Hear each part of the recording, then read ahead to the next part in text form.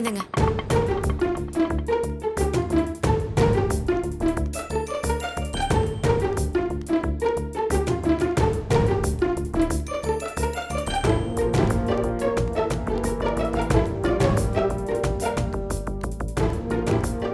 அபிங்கிற patient first ஃப்ளோர்ல ICU madam. அந்த பக்கம் போங்க.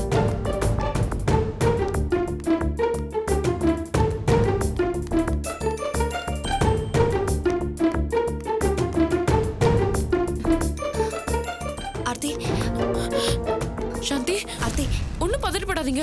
அக்காவுக்கு ஆபரேஷன் பண்ணா எல்லாம் சரியாயிடும் டாக்டர் சொல்லிருக்காங்க. அப்படியா? ஆனா தொல்காப்பியனோட நிலைமை தான் ரொம்ப மோசமா இருக்கு. ஐயோ, என்னாச்சு சாந்தி? அது வந்து நடந்ததுக்கெல்லாம் காரணம் இவர்தான் சொல்லி போலீஸ் அவரை அரெஸ்ட் பண்ணிட்டு போயிட்டாங்க. அவர் அடிச்சு கொன்னுடுவாங்க போல இருக்கு. நான் இப்ப அவரை பார்த்துட்டு தான் வரேன். அந்த இன்ஸ்பெக்டர் தில்லா மயங்கி கிடக்குற தொல்காப்பியனை எங்கேயோ தூக்கிட்டு போயிட்டு இருக்காரு. அங்க இருக்கிறவங்க வேற இவரை கொண்டு போய் என்கவுண்டர் பண்ணிடுவாங்கன்னு என்ன பயமுறுத்துறாங்க. நடந்ததுக்கும் இவருக்கும் எந்த சம்பந்தமும் இல்லைன்னு சொன்ன ஆர்த்தி. ஆனா நான் சொன்னா நம்ப மாட்டேங்கிறாங்க. ப்ளீஸ் நீங்க வந்து சொல்லுங்க. மனோ, போலாமா? வாங்க சாந்தி, வாங்க போலாம். வாமா. கொடைக்கானல் குமரி அவன் ஆக்டிங் எடுபடலன்னு தெரிஞ்ச உடனே ஒன்னு அனுப்பி ஓவர் ஆக்டிங் கொடுக்க சொன்னானா? பாபா, இதையெல்லாம் நம்பறதுக்கு இங்க யாரும் தயாரா இல்லைன்னு அவங்கிட்ட போய் சொல்லு. ஏய், என்ன பாக்குற?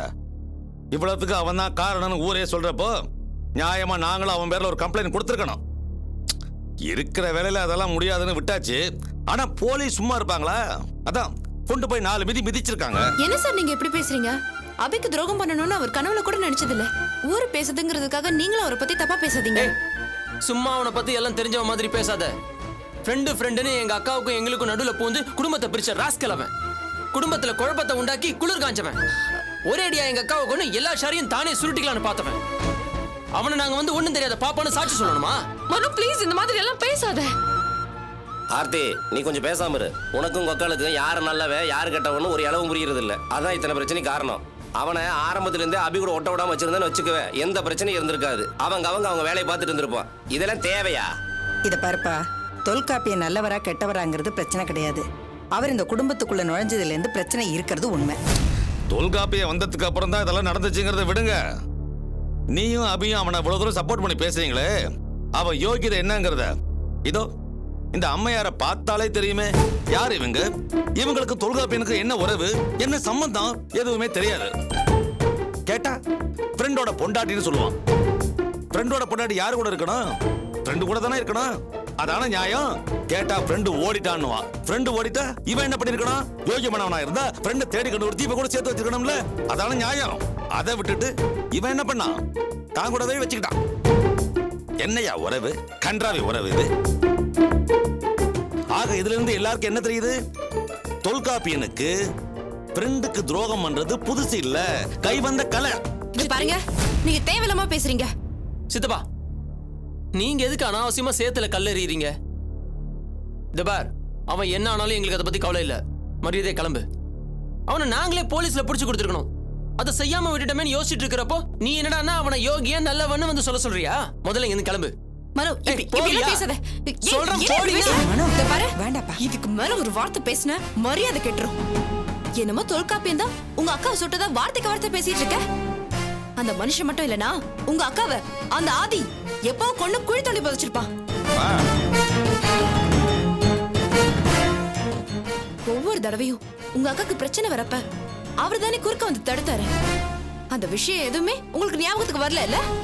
ஏதோ திடீர்னு பெரிய மனுஷன் ஆயிட்ட மாதிரியும் எல்லாம் தெரிஞ்சவன் மாதிரியும் உங்க அக்காக்காக உயிரே விடுற மாதிரி பேசுற. நீ முந்தா நாள் வரைக்கும் எங்கடா இருந்த? எங்க இருந்த? மாமியார் வீட்டுல உட்காந்து வக்கனே கொட்டிட்டு இருந்தல. தோ இவரு ராஜேந்திரன் தான் தான் இந்த வீட்டையே தாங்குற தூணுங்கிற நினைப்புல இவரு வெட்டியா தெரிஞ்சு வீணா போன மனுஷன். இவர் எத்தனை தடவை அபிக்கு விழுந்தாடிய தாமதுகளை வாங்கிருப்பாரு? 4 பேர் பேசுறப்ப நாமளும் ஏதாவது பேசி வைத்த வளர்க்க கூடாது, புரியுதா? அப்புறம் சித்தப்பா, பெரிய சித்தப்பா இவரு. யார்த்தி ஒரு நாளாவது இந்த ஆளு உங்க வீட்டுல அடுப்பேறி தானே எட்டி பார்த்திருப்பாரா? இவங்க யாருமே எதை பத்தியுமே கவலைப்படாம சும்மா சுத்திட்டு இருந்தவங்க தான். ஆனா தொல்காப்பியன் அபிக்கு ஏதாவது ஒண்ணுனா உயிரை கூட கொடுக்க தயாரா இருந்தாரு. அவர் பக்கத்துல இருக்கிற வரைக்கும் அபிய யாரும் ஏமாத்த முடியல, புடுங்கி தின்ன முடியலங்கிற பொறாமையில தானே இப்படி எல்லாம் பேசுற? உங்க எல்லாரும் இப்படி பேச வைக்குது. ஹேய், மனசாட்சி தொட்டு சொல்லு. தொல்காப்பியம் தான் உங்க அக்காவை சுட சொன்னாரா? சொல்லுடா. அவர் மட்டும் இல்லனா நீங்க அத்தனை பேரும் போன இடம் தெரிஞ்சிருக்காது. ஏன் உங்க அக்கா இப்ப இருக்கிறதே அவரு அபிதான் எல்லாம், தான் தோழிதான் எல்லான்னு வார்த்தைக்கு வார்த்தை சொல்லிட்டு இருக்காரே, அதனாலதான். அத முதல்ல நீ புரிஞ்சுக்கிட்டு அப்புறமா நீ என்கிட்ட பேசுறியா? என்னதான் வளர்த்து விட்டாலும் நீங்கெல்லாம் எட்டி உதைக்கிற நன்றி இல்லாத ஜென்மங்கன்னு நான் நல்லா புரிஞ்சுக்கிட்டேன். தூ. சாந்தி சாந்தி சாந்தி என்ன மனோ தனி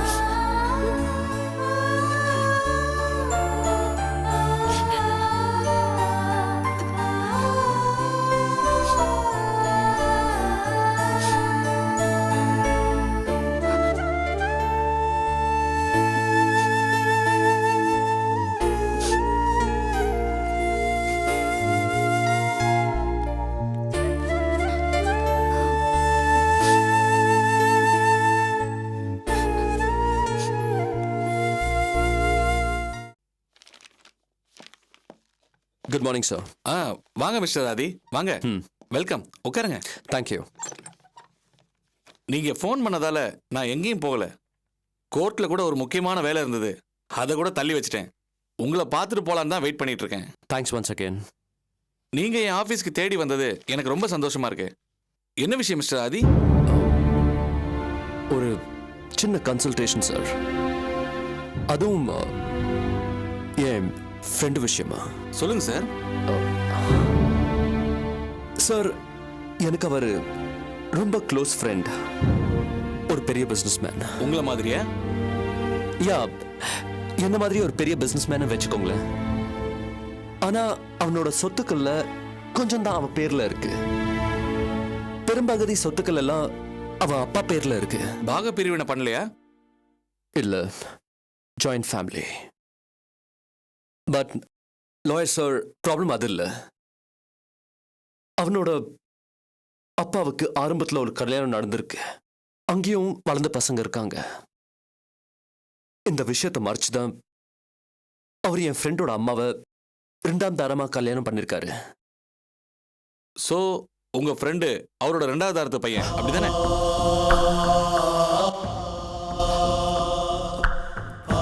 சார், என்னாச்சு?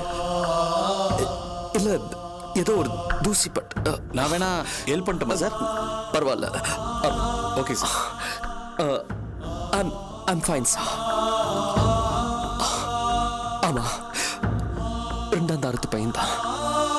இப்ப என்னன்னா, என் ஃப்ரெண்டோட சண்டை போட்டுட்டு அவனோட அப்பா வீட்டை விட்டு வெளியே போயிட்டாரு. அவர் போனதுக்கு பிறகு என் ஃப்ரெண்டுக்கு அப்பாவோட முதல் கல்யாணம் பத்தின விஷயம் எல்லாம் தெரிய வந்துச்சு. ஓஹோ சார், சொல்ல போனா இப்போ என்னோட ஃப்ரெண்டோட கேள்வி என்னன்னா, இந்த உண்மை எல்லாம் முதல் தாரத்தோட பிள்ளைங்களுக்கெல்லாம் தெரிய வந்தா என்ன ஆகும்? என் ஃப்ரெண்டுக்கு என்ன மாதிரி பிரச்சனை எல்லாம் வரும்? லீகலா என் ஃப்ரெண்டோட நிலைமை என்ன? அவனுக்கு நிறைய நிறைய பிரச்சனைகள் ஏற்படுமா? I mean to say any big problems? இந்த 2 தார பிரச்சனை அங்கங்க நடக்கிறதா. ஆளுங்களோட தன்மையை பொறுத்து பிரச்சனைகள் வரும். சில குடும்பங்கள்ல அவங்களுக்குள்ள சுமூகமா பேசி சொத்தை பிரிச்சுப்பாங்க. ஆனா பிரச்சனைன்னு கிளம்புனா சட்டப்படி முததாரத்து பிள்ளைங்களோட கைதான் ஓங்கி இருக்கும். ஏன்னா மனைவி இருக்கும்போது நடக்கிற 2வது கல்யாணம் சட்டப்படி செல்லாது. சோ கல்யாணமே செல்லாதப்போ அது மூலமா பிறக்கிற குழந்தைங்களுக்கு எந்த விதமான ரைட்ஸும் கிடையாது. They are இல்லிஜிட்டிமேட் children.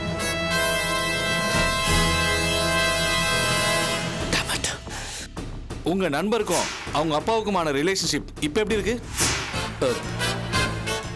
ரொம்ப மோசமா தான் இருக்கு சார். இந்த விஷயத்துல என் ஃப்ரெண்டுக்கு எந்த பாதிப்பும் வரக்கூடாதுன்னா அவன் என்ன பண்ணணும்? சட்டத்துல இதுக்கு எந்த பதிலும் இல்ல. ஏன் அனுபவத்துல சொல்றேன். உங்க ஃப்ரெண்டு அவர் அப்பாவை அனுசரிச்சுட்டு போறதுதான் நல்லது. நல்ல விதமா நடந்து சொத்துக்களை அவர் பேருக்கு எழுதி வாங்கிக்க சொல்லுங்க. சரி. அப்புறம் இந்த விஷயம் எதுவுமே அந்த முததாரத்து பசங்களுக்கு தெரியக்கூடாது. தெரிஞ்சு அவங்க ஒருவேளை கோர்ட்டுக்கு போயிட்டா உங்க ஃப்ரெண்டோட நிலைமை ரொம்ப மோசமா போயிடும். அவர்கிட்ட தயவு செஞ்சு எடுத்து சொல்லுங்க. ஓகே சார், கிளம்புறேன். ஓகே, தேங்க்யூ மிஸ்டர் ஆதி. தேங்க்யூ.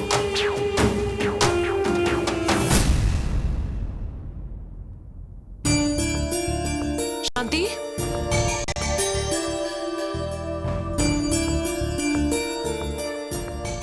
சாந்தி, சாந்தி, எங்க வந்த? என்ன சாந்தி இப்படி கேக்குறீங்க? பின்ன எப்படி கேக்குறது? உங்க மாமா, உங்க அண்ணன், உங்க சித்தப்பா இவங்கெல்லாம் எப்படி பேசுறாங்க தெரியும்ல? உங்க அக்காக்காக தொல்காப்பியன் எவ்வளவு கஷ்டப்பட்டு இருப்பாருன்னு இந்த உலகத்துக்கே தெரியும். ஆனா உங்க குடும்பத்துக்கு மட்டும் தெரியாது. அப்படித்தானே?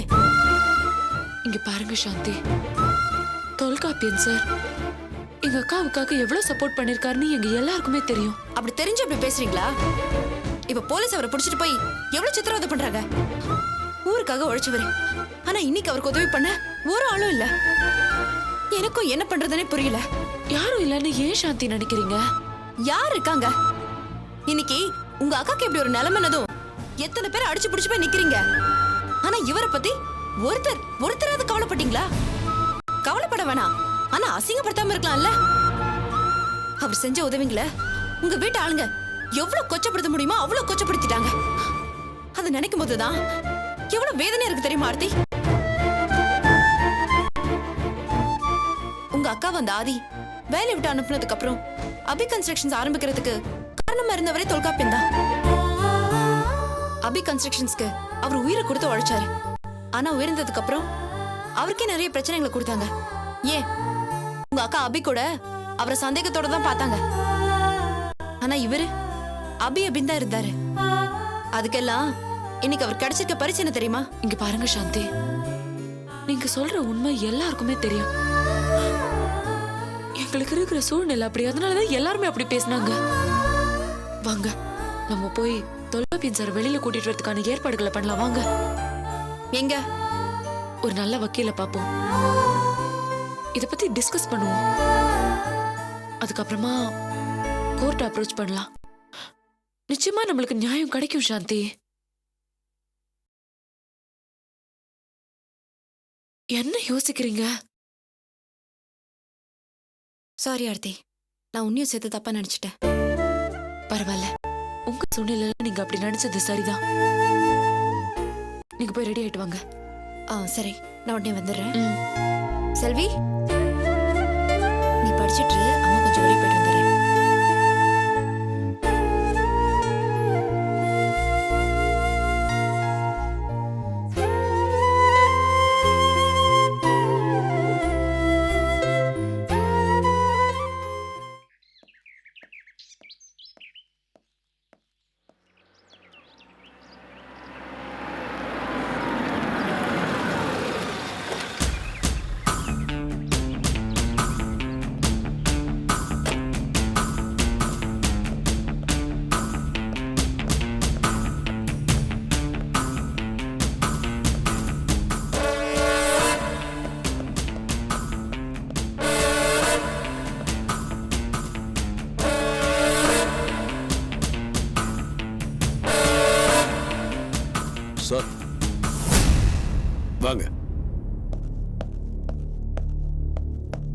சார் நீங்க வர சொன்னீங்களாமே சார்.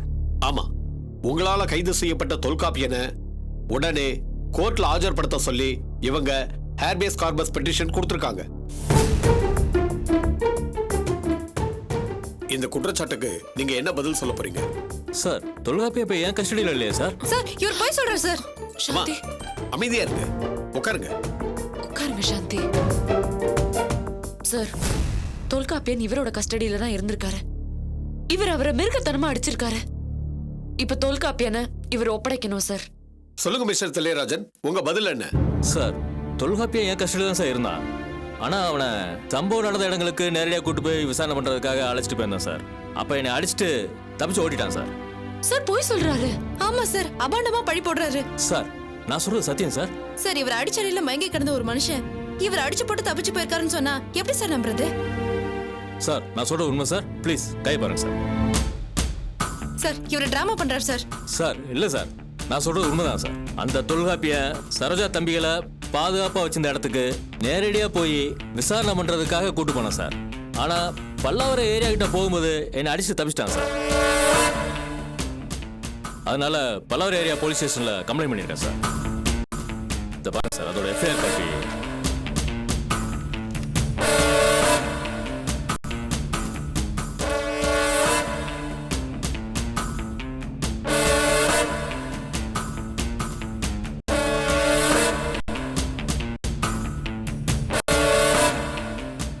இத பாருங்கம்மா, ஒரு குற்றவாளி, அதுவும் கோர்ட்ல கொலை நடக்க காரணமா இருந்தவன், இப்போ ஒரு போலீஸ் ஆபீசரை தாக்கிட்டு தப்பி ஓடிருக்கான். அவனுக்கு நீங்க வக்காலத்து வாங்கலாமா? சார் இல்ல சார் இத நான் பாருங்க, முதல்ல அவன் பிடிபட்டு வரட்டும், அதுக்கப்புறம் பாத்துக்கலாம். என்ன? சார் தொல்காப்பியன் இவர் கஸ்டடியில இருந்து தப்பிச்சு போனான்னு இவர் சொல்றதே போய் சார். இத பாருமா, நீ சின்ன பொண்ணு, அவசரப்பட்டு எந்த ஆதாரமும் இல்லாம போலீஸ் மேல குற்றம் சொல்லக்கூடாது. சார் நடந்த அராஜகத்தெல்லாம் இவங்க நேரடியா பாத்துருக்காங்க. நீங்க 2 பேரும் சேர்ந்து தான் கம்ப்ளைண்ட் பண்ணிருக்கீங்க. ஆனா இந்த பொண்ணு பொதுவான குற்றச்சாட்டு தானே போலீஸ் மேல சொல்லிருக்கு. சார் நான் சொல்றது தயவு செஞ்சு இத கேளுங்க. பாருங்கம்மா, மறுபடியும் பிடிபட்ட பிறகு பார்க்கலாம். சார் நாங்க சொல்றது எல்லாமே நிஜம் சார், நம்புங்க சார் ப்ளீஸ். இத பாருமா, கோர்ட்ல ஒரு கொடூரமான கொலை நடந்திருக்கு.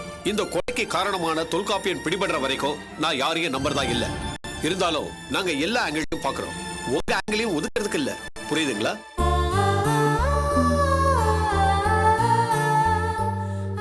இப்ப நீங்க கிளம்பலாம். Thank you sir. Okay. Mister Thillairajan, தொல்காப்பியனை கஸ்டடியில் எடுக்கிறதுக்கு ஜட்ஜ் சைன் பண்ணார்ல, அந்த காப்பி உங்ககிட்ட இருக்கா? இருக்கு சார். Thanks sir.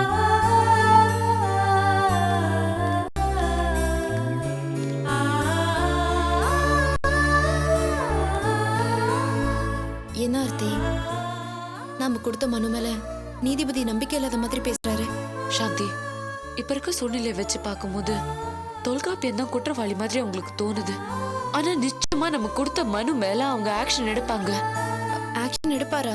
கண்டிப்பா ஆக்ஷன் எடுப்பாங்க. எடுப்பாங்க கண்டிப்பா ஆக்ஷன் எடுப்பாங்க. தொல்காப்பியன் தான் குற்றவாளின்னு ப்ரூஃப் ஆகி நிச்சயமா ஆக்ஷன் எடுப்பாங்க. தூக்குல நிச்சயமா அவன் தொங்க போறான். அவனை தொங்க வைப்பேன். அதுக்கான ஆதாரம் எல்லாம் என்கிட்ட இருக்கு. அவன் என்கிட்ட இருந்து தப்பிக்கவே முடியாது. என் மேலேயே மனு கொடுக்குறீங்களா? பொட்ட கழுதைகளா?